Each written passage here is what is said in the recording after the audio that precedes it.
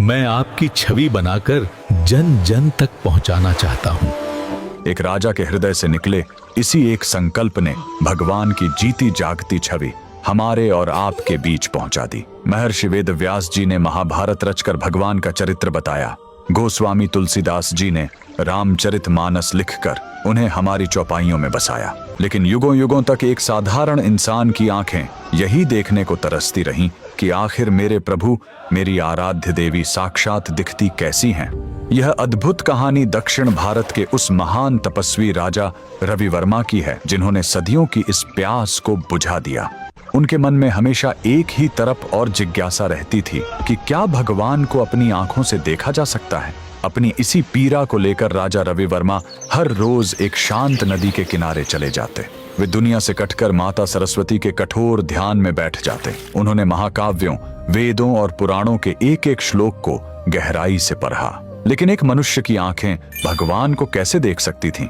दिन रात की पुकार और उनकी असीम भक्ति से आखिर एक दिन ब्रह्मांड की ऊर्जा जाग उठी। उनकी तपस्या से प्रसन्न होकर साक्षात माता सरस्वती ने उनके भीतर एक दिव्य चेतना जागृत कर दी। और फिर उस नदी किनारे एक ऐसा चमत्कार हुआ जो इतिहास बन गया। राजा रवि वर्मा के बंद नेत्रों के सामने देवलोक के द्वार खुल गए। उन्हें वो अलौकिक दर्शन प्राप्त हुए जहां उन्होंने मन की आंखों से देखा कमल पर विराजमान धन और वैभव की देवी माता लक्ष्मी की करुणा, वीणा लिए स्वयं माता सरस्वती का सौम्य रूप, श्री कृष्ण की वो मनमोहने वाली मूरत, भगवान शिव का शांत रूप और श्री राम और माता सीता की वो अलौकिक मुस्कान। जब वे उस दिव्य दर्शन से बाहर आए तो उनकी आंखों से आंसू बह रहे थे। उसी ईश्वरीय प्रेरणा से उन्होंने अपनी चित्रकारी वाली ब्रश उठाई और खाली चित्रपट पर रंग भरने शुरू किए। उनके हाथों में मानो स्वयं माता सरस्वती बस गई थीं। जब उनकी बनाई देव छवियां पहली बार दुनिया के सामने आईं तो चमत्कार हो गया। वो कोई साधारण चित्र नहीं थे, उनमें प्राण थे।